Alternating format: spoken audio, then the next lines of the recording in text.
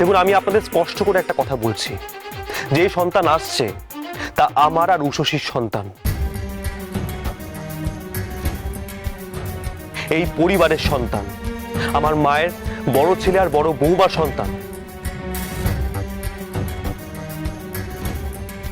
সেই সন্তানকে নিয়ে যদি আপনারা আর একটা বাজে কথা বলেন, আমি কিন্তু সেটা বরদাস্ত করব না। নিশ্চিত মাথা গরম করিস না, ঠাকুরের সামনে মাথা গরম করতে নি, শান্ত হ।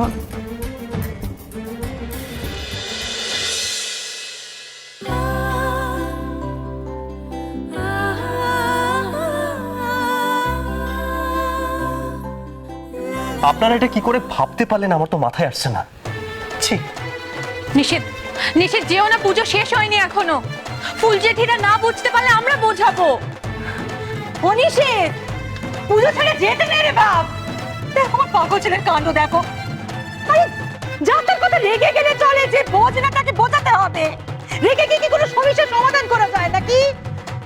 আর কাকে কি বোঝাবেন মা? আমি তো জানতাম এই দিনটা ঠিক আসবে। আপনার শান্তি হচ্ছে ফুল জেঠি? হ্যাঁ, তখন থেকে তো বদ্দাকে খুঁজছিলেন, কোথায় নতুন বাবা, কোথায় নতুন বাবা। নতুন বাবা এলো আর তাকে আপনি তাড়িয়ে দিলেন। আর কাকে কাকে তাড়াতে হবে আপনি বলুন আমাকে। ও নতুন বউ, তোমার মেজ বৌমার কি কথা ছিরি গো? হ্যাঁ, তোমার চোখের সামনে আমায় কি ট্যাকস ট্যাকস কথা শোনাচ্ছে? আমি কি অত জেনে শুনে বলেছি নাকি? তা জানেন না যখন কথা বলেন কেন? আপনি তো এত বছর বদ্দাকে দেখছেন, হ্যাঁ, ছোটবেলা থেকে বদ্দাকে দেখছেন। আপনি জানেন না আমাদের মা বদ্দাকে কিভাবে মানুষ করেছে? এত বছর বদ্দা বদ্দির বিয়ে হয়েছে, আপনি জানেন না ওদের মধ্যে কত ভালোবাসা?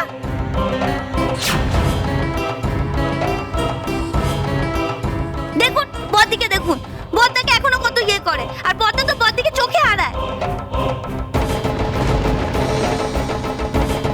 কথা নেই বার্তা নেই, যা পারলো ঝপাং ঝপাং বলে দিল। কেন বললেন এত কথা? হ্যাঁ, না জেনে শুনে এত কথা বলার আপনার কি দরকার?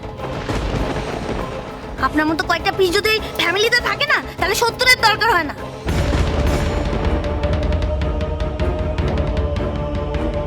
খুব ট্যাকস ট্যাকস কথা হয়েছে তো তোমার, হ্যাঁ? মুখে যা আসছে তাই বলে যাচ্ছ। তা বলবো না কেন বলুন তো? হ্যাঁ, বলবো না কেন? আমার বাড়িতে এসে আপনি আমার পরিবারকে ইনসাল্ট করবেন, আর আমি মায়ের বৌমা আপনাকে কিছু বলবো না? আমাকে কি ডাইনি বুড়ি পেয়েছেন নাকি? কে জানে বাবা, চোখে যা দেখলাম শুনলাম তাই তো বললাম। আমরা হলাম গৃহস্থ মানুষ, হ্যাঁ, ওই ঠাকুর দেবতার সামনে আমাদেরও মুখ দেখাতে হয়, বুঝেছো? নতুন বউ তো এত ধর্মকম্ম মানে, এত ঠিক ভুলের বিচার করে, এটা কেমন তার বিচার হলো? কেন, কি ভুলটা হয়েছে শুনি? নতুন বউ যদি যে নাতি নাতনি আসছে তার মঙ্গল কামনা করে বড় বৌমার মুখে মা গঙ্গার জল আর তুলসী পাতা তুলে দিত, আমি কিচ্ছু বলতাম না। কিন্তু নতুন বউয়ের সংসারে তো সবসময় উল্টো গঙ্গা বয়। এখানে যে কে পোয়াতি সে তো আমি কিছুই বুঝতে পারছি না।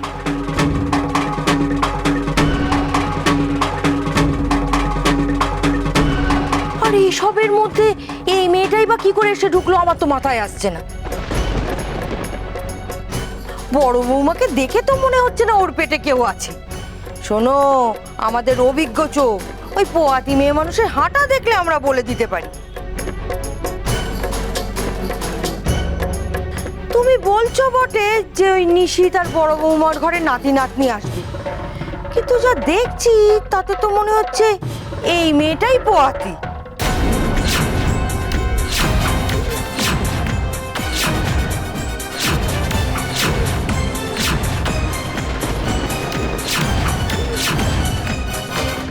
মেয়ে মানুষটা কে কাকলি, যার পেটে বাচ্চা আছে বলে তোমরা এত ঘটা করে পুজো দিচ্ছ?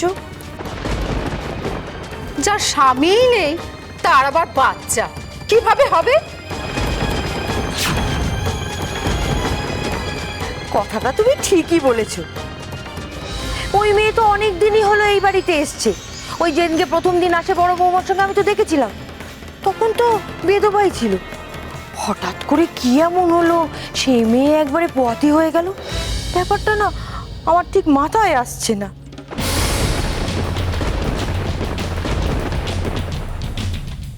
ঠিকই তো, এ বাড়িতে পুজো দেখতে এসে মাথা একেবারে গুলিয়ে গেল, যা তা ব্যাপার। তোর বাবা, ও মা, আপনি কিছু বলুন না। আমি তো তখন থেকে কথা বলে যাচ্ছি, এত প্রশ্ন করছে, আমার কাছে আর উত্তর নেই। মা, চুপ করে থাকবেন না। এরপর কি বলতে আমি কি বলে দেবো, তখন আপনি আমাকে বকবেন। মা, এমন দিন আসবে মা খুব ভালো করে জানতেন কাকলি। তুমি তো মাকে জিজ্ঞেস করেছিলে, কি মা মনে আছে?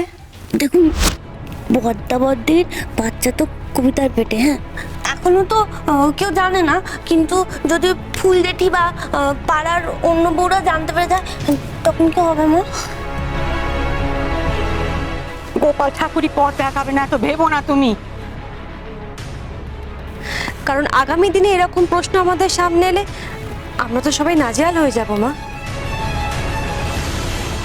এখন আপনি আপনার ঠাকুরকে জিজ্ঞেস করুন, আপনার ঠাকুর যদি কোনো পথ দেখাতে পারেন।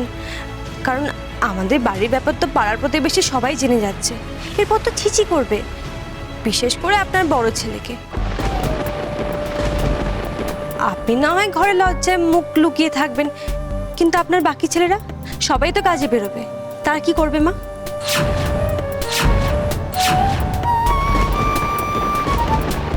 কি ব্যাপার নতুন বউ, তোমার মুখে কুলুপ কেন?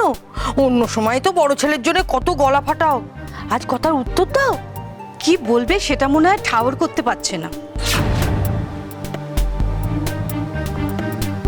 নতুন বউ, তোমার নিজের ঘরের পাপ ঘরেতেই রাখতে পারতে, শুধু শুধু আমাদের যে কেন নেমন্তন্ন করে ডেকে পাঠালে?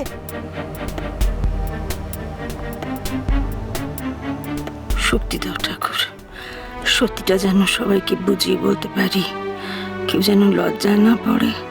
তোমার দেখানো পথে এভাবে কাঁটা বিছিয়ে দিও না ঠাকুর। মায়ের এত কষ্ট আমি দেখতে পাচ্ছি না ঠাকুর, মাকে শক্তি দাও, মা যেন ভেঙে না পড়েন। নতুন বউয়ের মুখে তো বাক্যি সরছে না। চলো ফুল বউ, আমরা চলে যাই, অনেক পুজো দেখা হয়েছে। এই প্রসাদ আমার মুখে উঠবে না। ব্যাস, আর কথা বাড়িও না তোমরা। অনেকক্ষণ ধরে অনেক কথা বলেছো, আর কথা বললে নিজেদের পাপ বাড়িও না। বাবা গো বাবা, এ তো দেখছি চোরের মায়ের বড় গলা। তুমি তোমার নিজের সংসারে পাপকে প্রশ্রয় দিচ্ছ, আর আমরা কিছু বললি সেটা পাপ হয়ে গেল।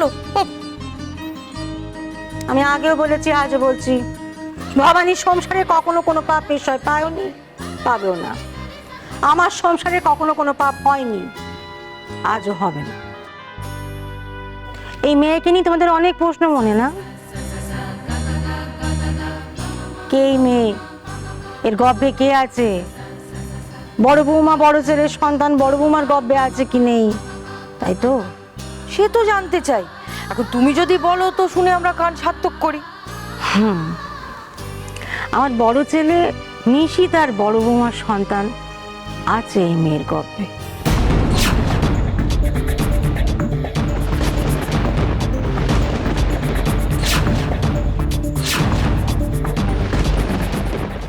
আমি জানি তোমাদের লোকের গায়ে কালি ছিটানো স্বভাব, যে বাড়িতে যাও তাদের নিন্দে মন্দ করো, সব জানি, কিচ্ছু আমার অজানা নয়। তারপরেও না আমি তোমাদেরকে আমার কাছের লোক বলে মনে করি আজও। কিন্তু ঠাকুরের সামনে বসে তোমরা যে এই সমস্ত কথা ভাবতে পারো, সে আমি ভাবতে পারিনি। স্বামীহারা মেয়েরাই না দুশ্চরিত্র হয় না, আর আমার নিশিতের হাত দিয়ে কোনো পাপ হয়নি। আমার ছেলে পবিত্র, ও দ্বারা কোনো পাপ হয়নি আর হবেও না। অনেক তো কথা বলছো, এবার আমায় বলো দেখিনি, নতুন অতিথি এই মেয়ের গর্ভে কি করে এলো? এ আবার হয় নাকি? আমার মাথায় তো এসব কিচ্ছু ঢুকছে না। হয় ফুলবু, হয়। আমরা তো লেখাপড়া জানি না, অনেক কিছু জানি না ফুলবু। আজকালকার দিনে অনেক কিছু হয়, তুমি কি জানো? জানো না। আমি ওকে তুমি কিচ্ছু বুঝতে পারিনি, আকার থেকে পড়েছিল। এখন সব জেনেছি, আগে সব জানবে, তারপরে কথা বলবে ফুলবু।